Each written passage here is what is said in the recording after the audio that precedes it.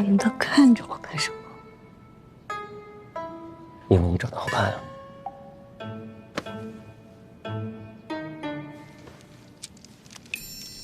哎呀，这三郎，这是家宴。你当了这个督察之后，你就官威太大了啊！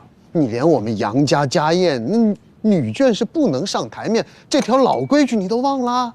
这便是你与督察说话的态度吗？哎呦呵，这是家宴，不是你警官府，这就是你跟长辈说话的态度啊！杨敬林，你是忘了小时候我怎么揍你的了吧？不是，你说话吃饭就吃饭，你别拿筷子指着我今天。啊，行了，一家人就不能和和气气的吃顿饭吗？啊，三郎的媳妇儿刚嫁过来，咱们家饭桌上也不缺这副碗筷嘛。最主要的是，让他借这个机会，认识认识宗亲长辈们。可别家的媳妇儿，也没这个礼数啊。再者讲，三郎的媳妇儿嫁过来也不光彩，也没资格登这把子堂。哟，夫人，你看这筷子是什么迂腐老木头做的呀？怎么轻轻一放就断了？哎，没事吧？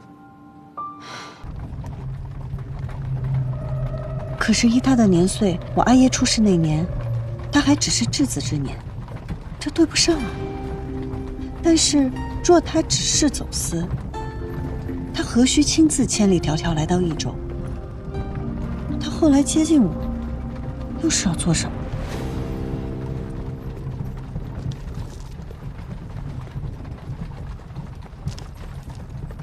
不用急，这些事呢，交给我去查，交给我去管。夫人，可还有更要紧的事情？什么？杨家的妖魔鬼怪，可不好对付着呢。夫人，你要小心了。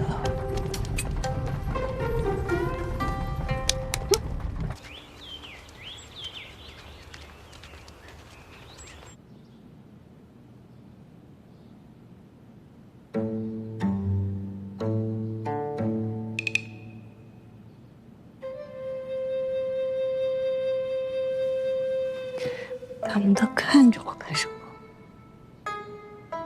因为你长得好看啊。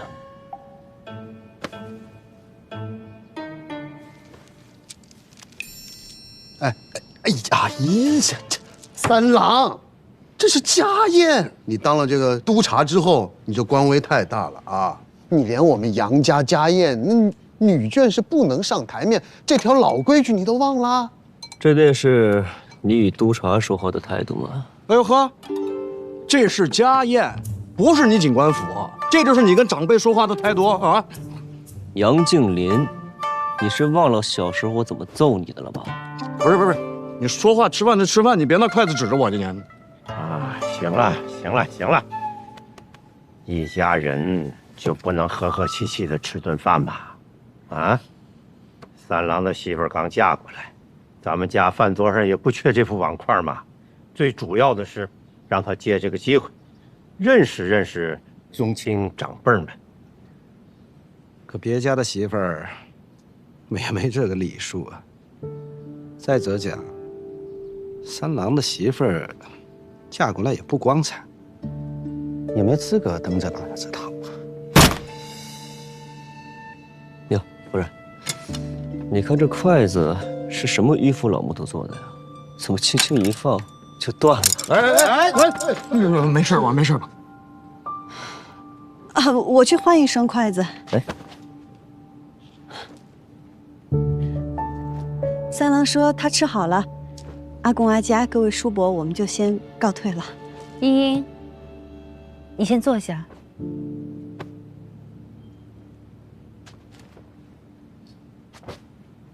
茵茵入宴，是我准许的。我也是女眷，我能出席此宴，且经营杨家的生意，是承蒙各位宗亲和主事的信赖。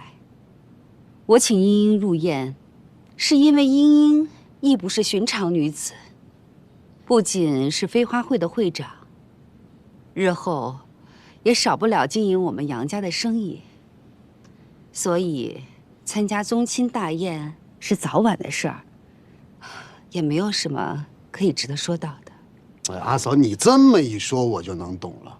飞花会会长，她现在是我杨家的媳妇儿，那这飞花会迟早得入我杨家的名下。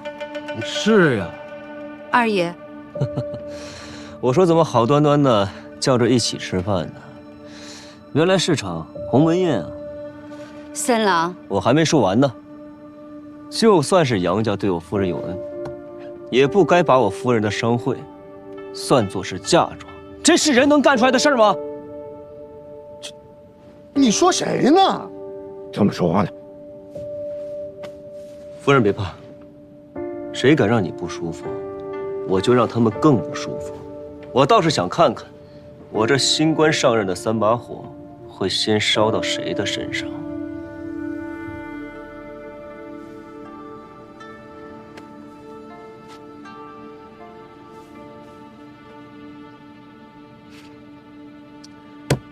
没意思啊，这菜一看就难吃。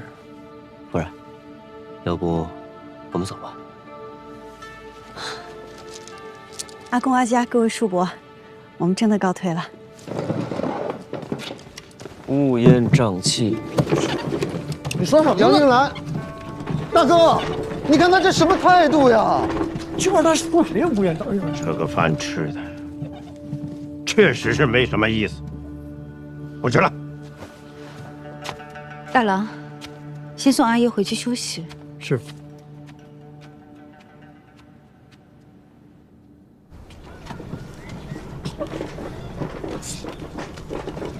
果然很难对付啊！竟然还惦记你的商会。阿家若是想要我的飞花会，那他便会一早就与我谈条件。这只能说明他想要的更多，筹谋的更少。这位主母，他不是坏人，但眼里只有生命。说起来，他比这所有姓杨的都更像杨家人，所以他才能当这个长氏夫人。夫人，三郎现在好不容易回来了，也和喜欢的女人成了家，你能不能放过他们？别再折腾了。老爷是担心我害三郎？你不是害，是利用。你为什么让三郎的媳妇儿参加宗亲大宴呢？在饭桌上，你为什么要提那个飞花会啊？你敢说你不是想借助季莹莹的勇和三郎的职位来整治那帮宗亲吗？茵茵嫁到杨家，并没有白久。今天宗亲们都在，顺便认识一下，不为过。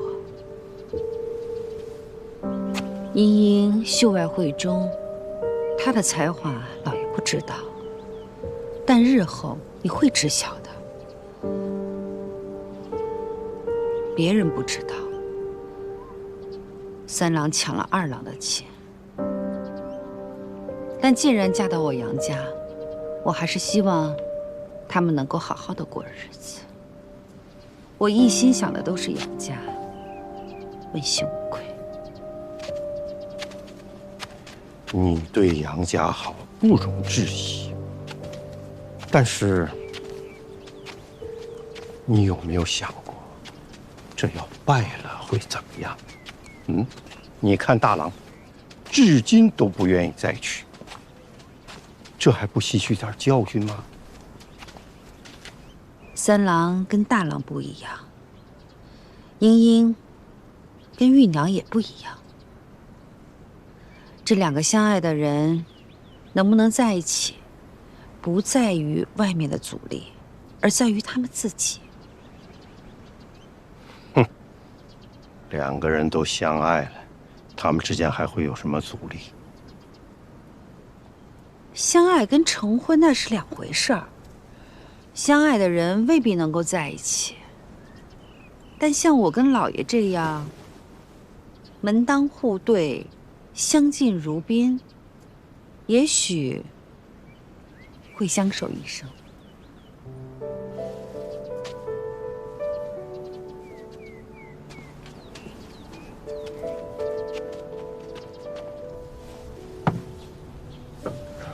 尝尝。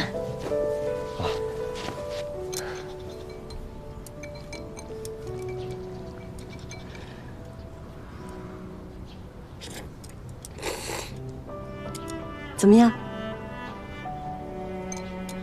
自从我阿娘和师傅走了以后，你是第一个专门为我做饭的人，这面有家的味道。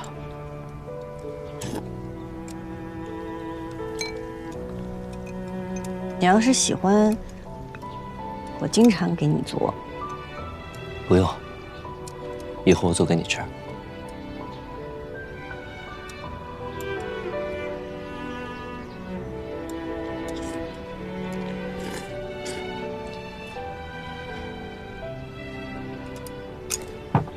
等着。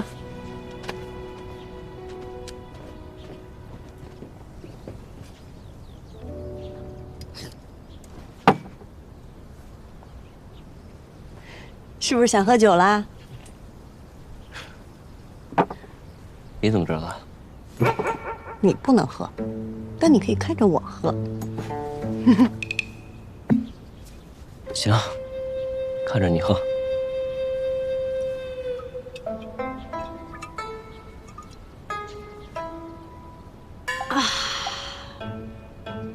好酒啊！谢。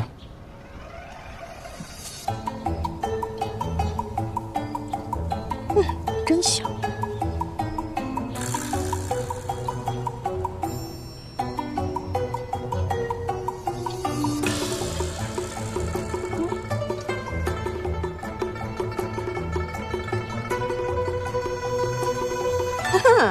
想得美。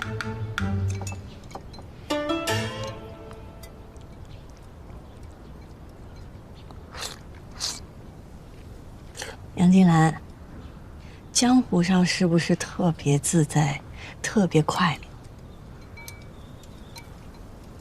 嗯。你是不是特别不喜欢这里？嗯。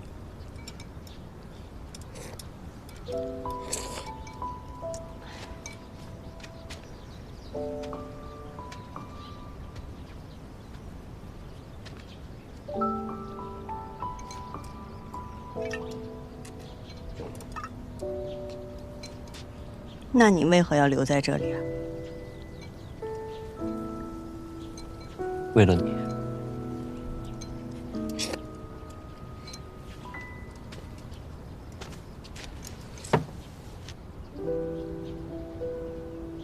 凭什么呀？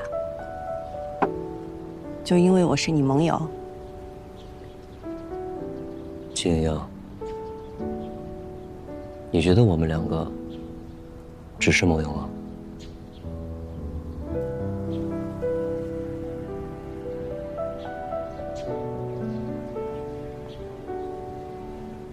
你觉得我所做的这一切，仅仅只是因为你是我的盟友吗？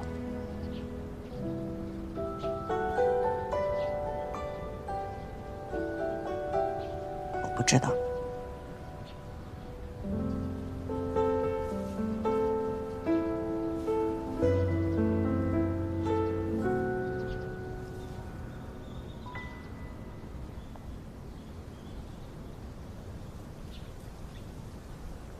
我喜欢你。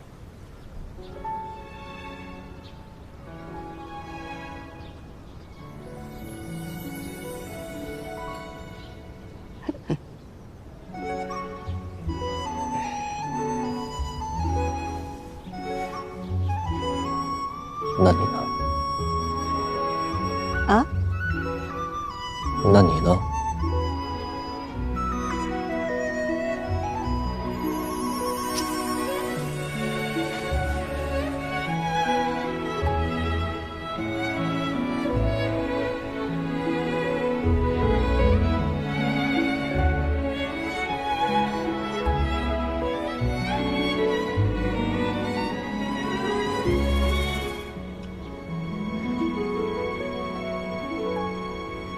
带你去个地方。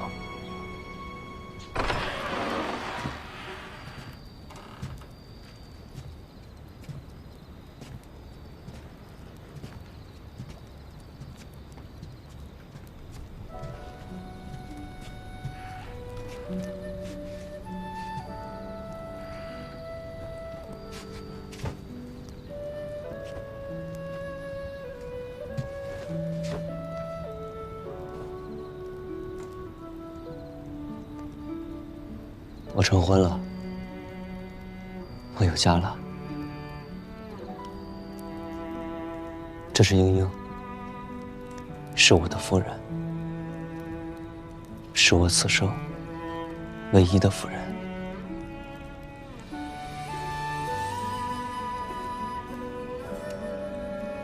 阿佳，我叫季英英，是您的儿媳。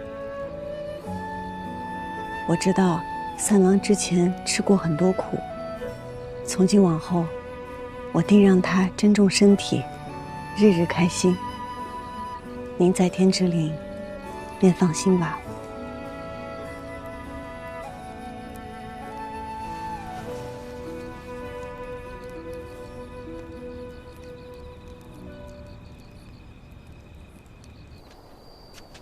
杨家儿郎5岁后便会拥有自己的院子。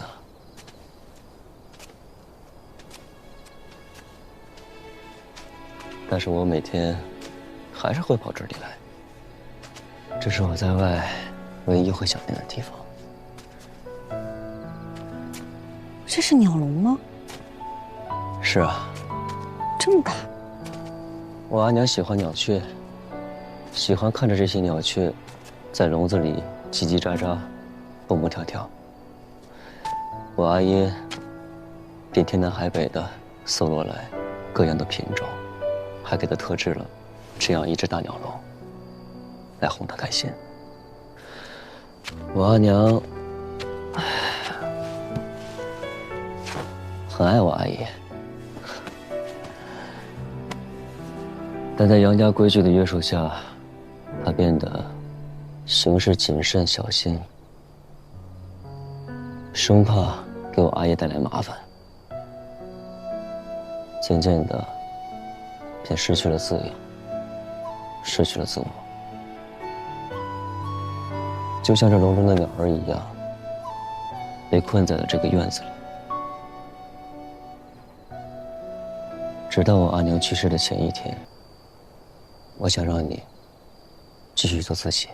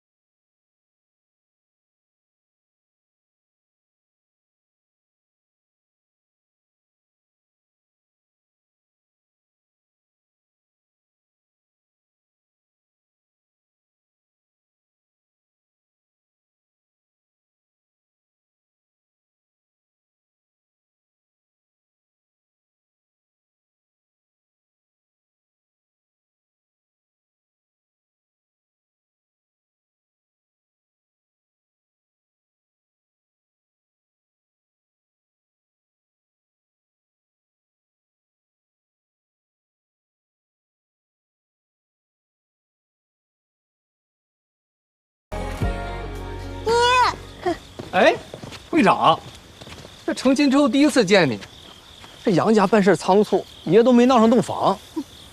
哎，杨老三伤成那样，没留下什么隐疾啊？34，你怎么能在魏书阁小女子面前说这个？对，他到底行不行啊？你闭嘴！行了，别闹了，我今日来是说正事的。平儿，你把大家都喊过来。好。再给我笑你，再给我笑你，就这样。我意思。规矩，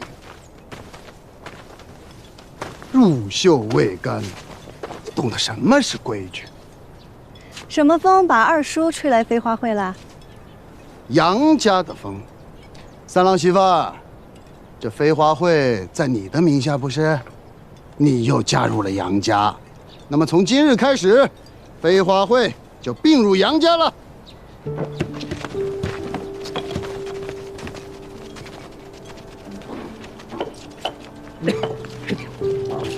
飞花会是众家共同建立的，杨家怎么能把其他家也划进来呢？众家，行，听三郎媳妇的。那以后众家就跟杨家合营，杨家经营有度，以后呢，杨家占大头，你们众家占小头，就这么定了啊？凭什么？因为季茵茵是你们的会长，凭她嫁入了杨家，那杨家的规矩就得比飞花会大，懂吗？哼，二叔真的是打了一手好算盘呀。但是现在飞花会与我无关，新会长，您与他聊。二爷，我这样做，是希望飞花会能走得更远。我如今是杨家的儿媳，若还继续担任飞花会会长，那飞花会必定会成为杨家的一部分。那到时候能做什么，不能做什么，全得按照杨家的规矩来，这样便会大大限制了飞花会的发展。所以为长远计，我必须卸任会长。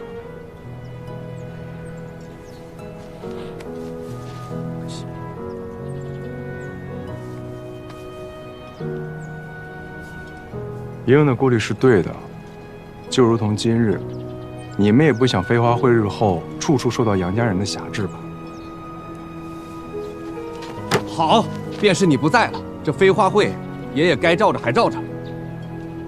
好，那我们接下来最重要的，就是要选出我们飞花会的新会长。什么？会长？那这新会长必定也得是个才华横溢且能服众的人才行。哎呀，不光才华横溢，更要有担当，最好是出自书香门第，风流倜傥之人。那个各位如果信任爷的话，这会长之职啊，照你的意思，这个新会长也必须得姓桑才行，对吧？这样啊，我们飞花会什么事情都摆在明面上，向来开诚布公。想要担任会长一职的，我们举手表决，请举手。来，举手。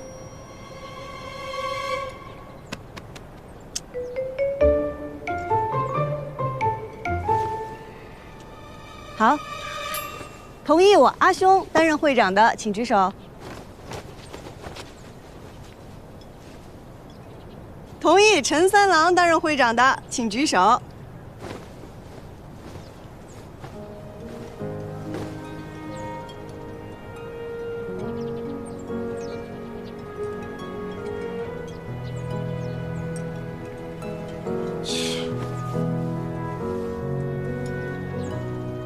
目前陈三郎的票数最高，所以由陈三郎来担任我们飞花会的新会长。我阿兄和平儿平票，那就由他们俩来担任副会长。新会长的决策，副会长若是不赞同，那这个决策便无效。三郎媳妇儿，你这就不妥当了吧？你都已经嫁入我们杨府了，那你的产业该怎么处置，得杨府说了算。你这不妥当吧？夫人没与我说过这些，三郎也未与我说过。怎么倒是二叔来教我这些规矩？难道杨家的规矩是二叔说了算？你少拿夫人压我！我告诉你，这可是在外人面前，我是长辈，你跟我顶，你伤的是杨家的脸面，那事儿可大了。冒昧的打断一下啊，杨二爷的来意可是在于我们飞花会的归属之事。对，你算是一个懂事儿的啊。哎呀，我知道你们和我们家三郎媳妇的关系很好，你们若是不想看着他以后在杨府被欺负，趁早归顺了我啊！我当然了，在生意上呢，我对大家都是多有恩惠，好不好？哎呀，杨二爷真是慷慨啊！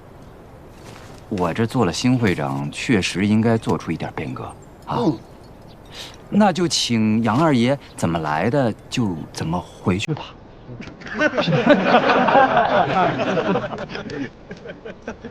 你再说一遍。哎呀，我差点忘了，这事儿啊，我一个人说了还不算，还得问一下我的2位副会长啊，还有我们飞花会的成员们，同不同意我的决定啊？同意。怎么来的？整个益州城都清楚，杨家是杨夫人说了算。您在杨家是什么地位，我不清楚。你不要以为提着杨家就能在这儿横冲直撞的。今日我们初次相见，您来飞花会闹事儿，我不打您啊，不打您。再大放厥词，我就让你见识一下浣花溪旁儿郎们的厉害。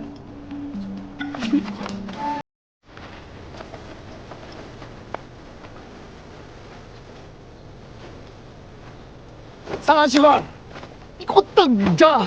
你在外面这么欺负你二叔，杨府不会饶了你。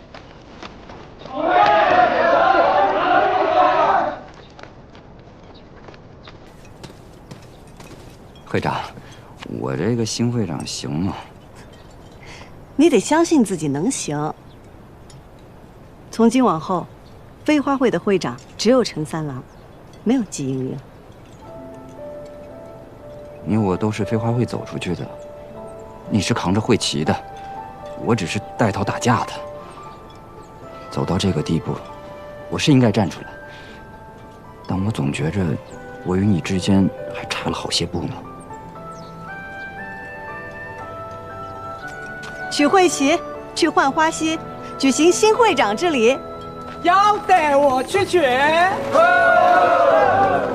走，走吧。走吧，新会长。哎呀，别取笑我了啊！哎，十字，别吃醋了，下次你当。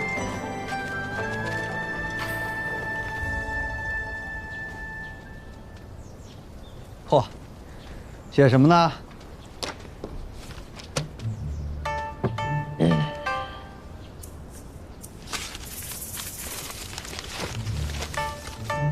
杨静兰，男，益州人士，少时喜骑马，好舞剑。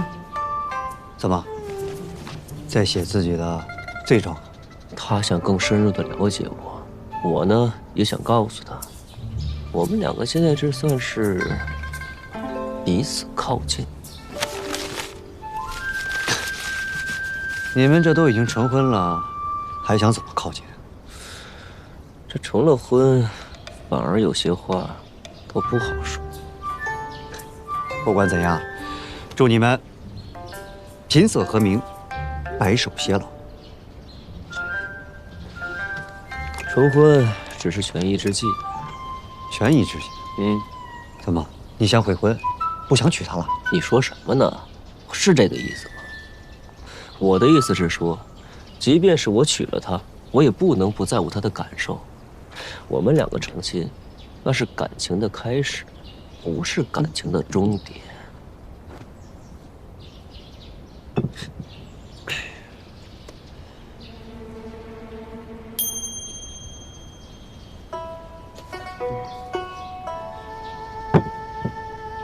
怎么，不喝了？玉掌柜可说，这可是你最喜欢喝的酒。是啊，是我最喜欢喝的酒。但我夫人也说了，她不让我喝。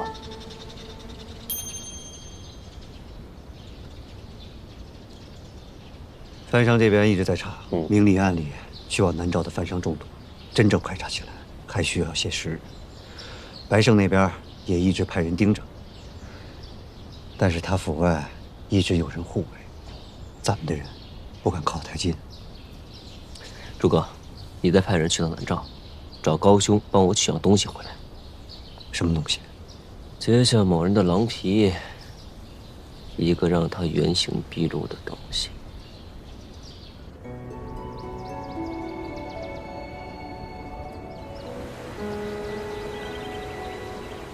亲爱的，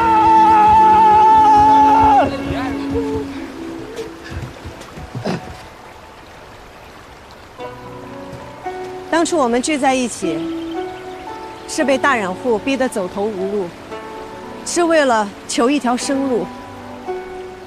后来我们有了生路，飞花会越做越好，让所有的小染户都有了成功的路子。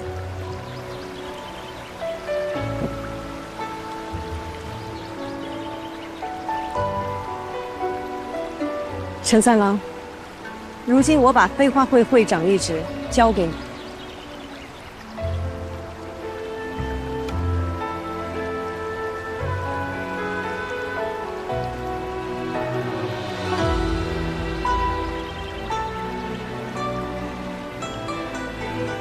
我问您，你可曾记得我们当初成立飞花会时的誓言？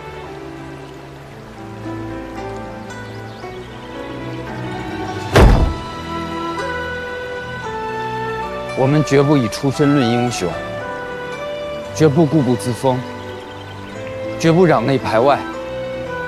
我们携手并进，扬名一州。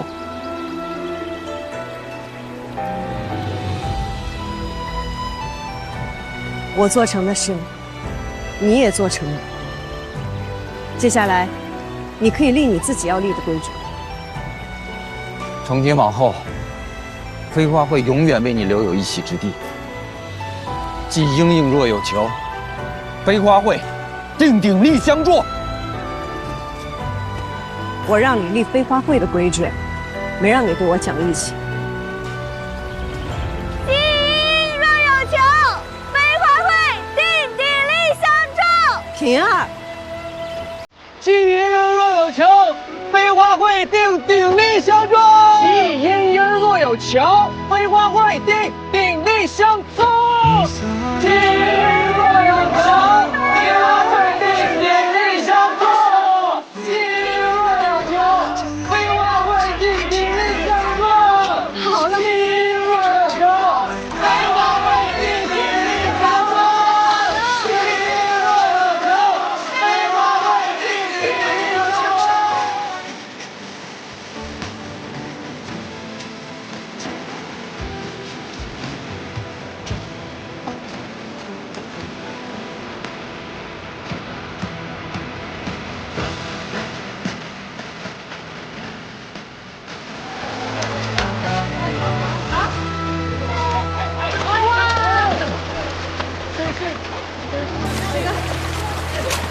哎，这不是白郎君吗？好久不见啊！你怎么来了？我是来找季娘子。找季娘子？怎么了？你跟我说就行。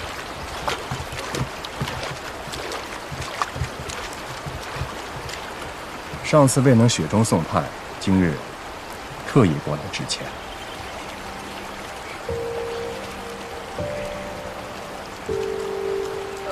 这样，你稍等一下啊。会长，不是钱会长，我觉得有问题。咱们出事的时候他都没来，我觉得你还是小心点好。我知道，你们先回去吧。啊，我倒要听听白郎君想说什么。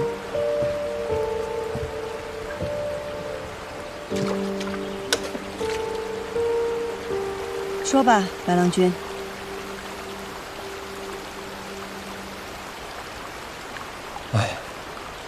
若是再来一次的话，白某或许还是会说那样的话。让我为奴？让你为奴？季娘子是不是误会了？白某从来就没有这个意思。果然，今日白郎君不是来道歉的。那白某呢？只不过是一介商人，这在商言商，白某怎么会跟这么好的生意伙伴撕破脸皮？再说了，在益州的锦业里，白某绕不过季娘子，季娘子也绕不过白某。那你我之间为何不握手言和呢？盛丰泽，白胜，他们会是同一个人吗？不无可能啊！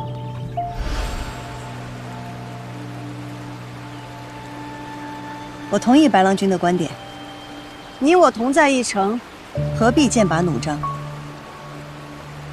但是趁人之危的生意伙伴，我受不起。哎，这季娘子说这番话，有些让白某寒心了。白某只不过是开了一个价钱，季娘子没有同意罢了，何来乘人之危啊？更何况，白某对季娘子也有一半真心。哦，我知道了。今日白郎君来不是为了道歉，是为了表真心啊。好，茵茵在此谢过白郎君这一半真心。若没有其他事情，茵茵先告辞了。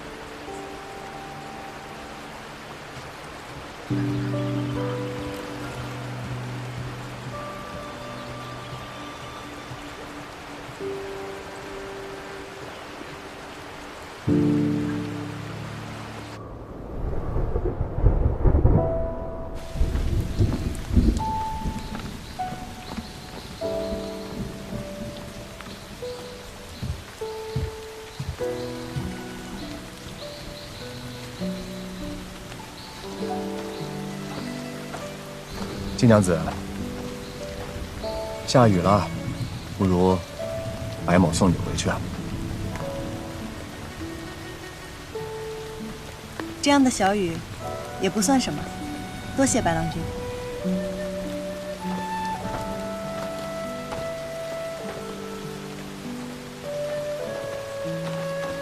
季娘子既然已经接受了白某的一半真心，那白某为季娘子打把伞、挡个雨，应该不足为奇吧？夫人，下雨了，我来接你回去。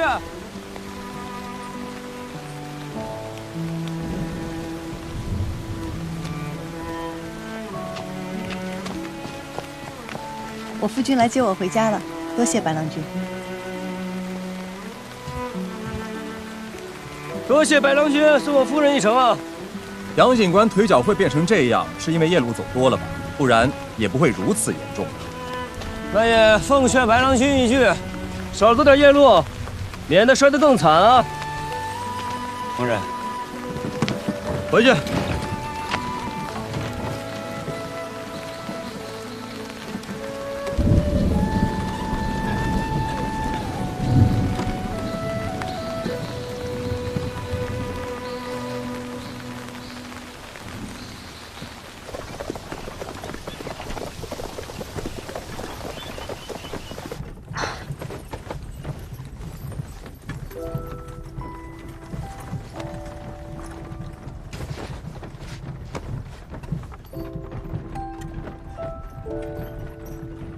白胜很危险，你不该独自来见他，更不该再接近他。